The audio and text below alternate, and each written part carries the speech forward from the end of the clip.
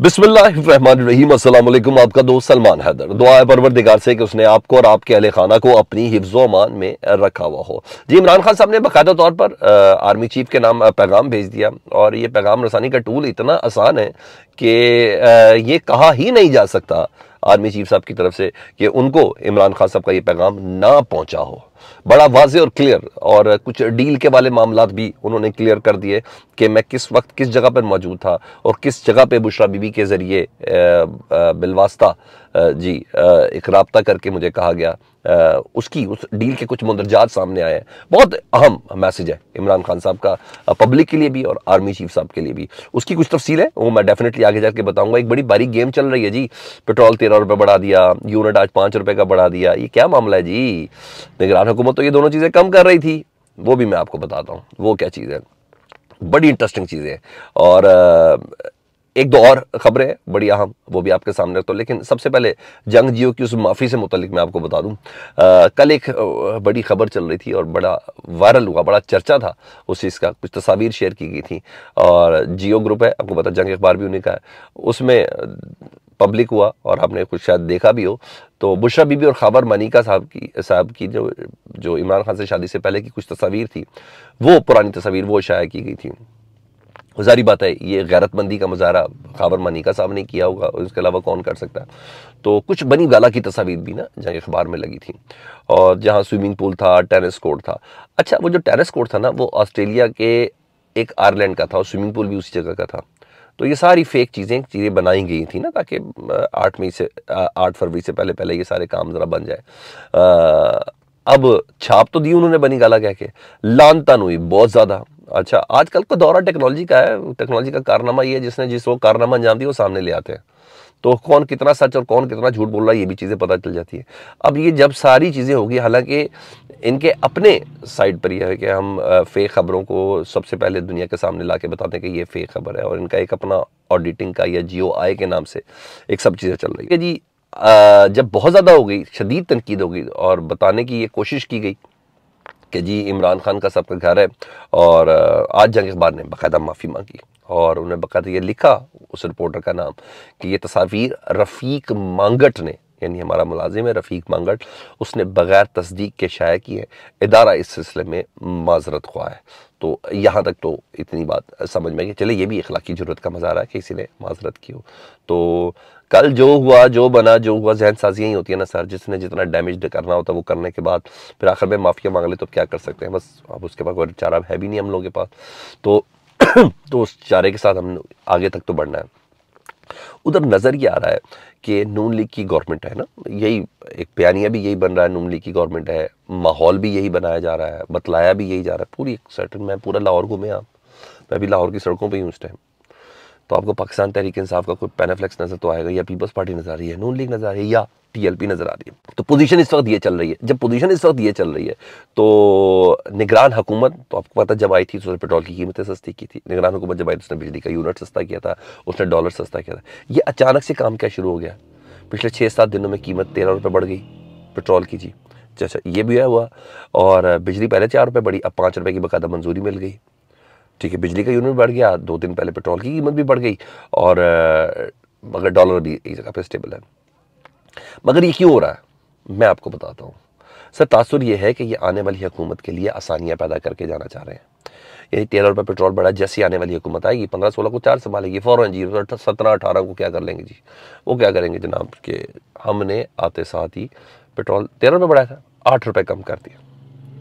Unit 5 रुपये बढ़ा था, चले 2 रुपये यूनिट की कीमत कम कर दी, ताकि एक हैंडीकैप मिल जाए, एक इंप्रेशन पता चल जाए कि देखें हमने आते साथ इतना बड़ा ज़रा रिलीफ दिया।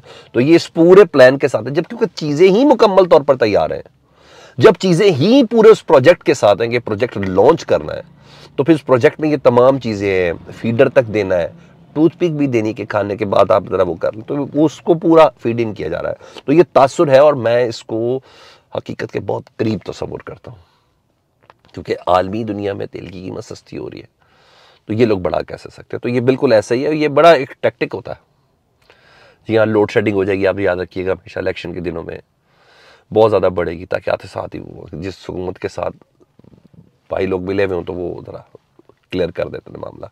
तो ये एक तासुर है जी। ठीक है जी। उधर हमारी खबर दुरुस्त हो गई जी, अब वो कंफर्म भी हो गई। सदाकत अब्बासी, वासिक अब्बासी, वासिक कईम अब्बासी जो डिप्टी स्पीकर भी थे, वो मादावाफ गवाह बन गए। जो कंफर्मेशन हो गई, बयान सामने आ गए जी, मजिस्ट्रेट के सामने 164 का बयान दोनों ने रिकॉर्ड कराया जी, इमरान खान और शेख रशीद साहब के खिलाफ। ठीक है जी। अजमल साबिर साहब भी हैं। 6 मई को लाल हवेली में इजलास बुलाया गया था जी, 9 मई के हवाले से, और इनके बयान के मुताबिक जलाओ घिराव की प्लानिंग शेख रशीद साहब के घर में हुई थी। यानी इसका मतलब ये होगा कि इद्दत में निकाह वाला केस, जिसका फैसला जब मैं आप तक ये वीडियो पहुंची कि शायद आ भी चुका होगा, अभी तक होल्ड ही रखा हुआ, तो उस केस के बाद जो सबसे प्राइम केस है ना, वो है 9 मई का, और फिर सारी ताकत अब 9 मई के ऊपर लगानी। इसलिए ये तमाम चीज़ें, वादा माफ गवाह, ये सब चीज़ें अब सामने आना शुरू हो गई है। तो ये फैसला आना है। ये सारी ग्राउंड उसी सिलसिले में इस वक्त बनती हुई नजर आ रही है। अच्छा जी। उधर इमरान खान साहब की बहन हलीमा खान साहब को तो आज FIA का जो साइबर सेल है उसने तो आज उनको नोटिस दिया हुआ था ना, आज 11 बजे वो पेश हुई थी। तो अभी दूसरा बड़ा हैवी किस्म का नोटिस उनको चला गया,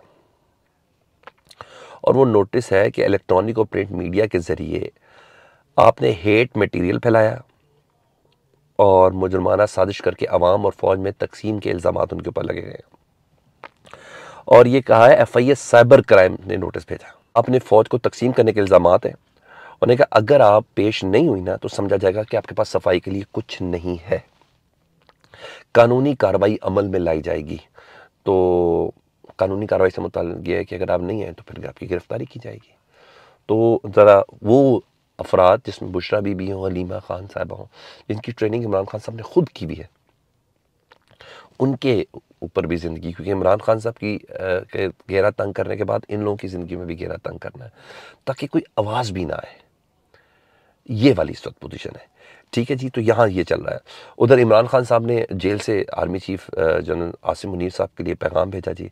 साफ़ियों से कल गुफ्तगू की थी उन्होंने लेट रात को बहुत ज़्यादा, तो वो बात मैंने आप तक नहीं पहुँचाई थी, वो आपको पहुँचा दूँ जी। उन्होंने कहा अगर मुल्क में साफ शफाफ इंतखाबात ना हुए, साफ़ियों को ये आर्मी चीफ साहब से मुतालिक कह रहे हैं कि उनको बता दें कि अगर मुल्क में साफ शफाफ इंतखाबात ना हुए तो तारीख कभी आर्मी चीफ को माफ़ नहीं करेगी। ये साफ़ियों से गुफ्तगू करते मैंने बोला है कि अगर साफ शफाफ इंतखाबात ना हो तो उसकी जिम्मेदारी सिर्फ और सिर्फ आर्मी चीफ के ऊपर है, उनको तारीख कभी माफ़ नहीं करेगी।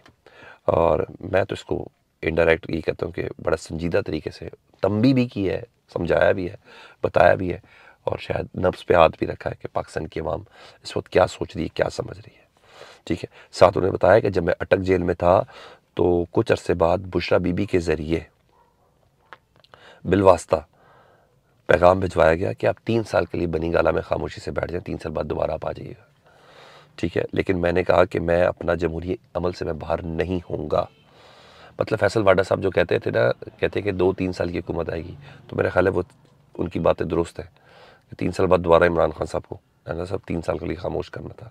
पता नहीं क्या प्लानिंग है। अच्छा, बहरहाल वो बात ज़रा दुरुस्त साबित होती भी नज़र आ रही है। तो ये बाकायदा message loud and clear Imran Khan साहब ने पहुंचाया, और आखिरी वक्त जो जितना सा भी मौका मिलता है वो कोशिश ज़रूर कर रहे हैं इमरान खान साहब अपना पैगाम जो है वो पहुंचा दें और अपने बयानिए को मजबूत कर दें इलेक्शन के हवाले से। पर वही फैसला तो अवाम है, उसने जैसे वोट डाल ले जाएगी तो सब सारी चीज़ें सामने आ जाएंगी।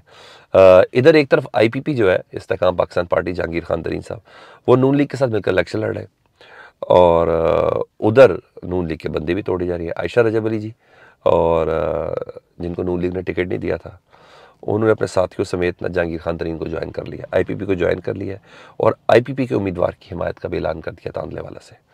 तो सर कहते हैं दुनिया है अकायद के तसर्रुफ़ का तमाशा, मैं शुरू से कहते हैं जो आदिल की गली है, पता नहीं अदल कौन करेगा। बहरहाल ये सब इस वक्त गेम चल रही है, बस हमें आगे जाना है, चाहे जिसके ऊपर मर्जी कदम रख के जाए।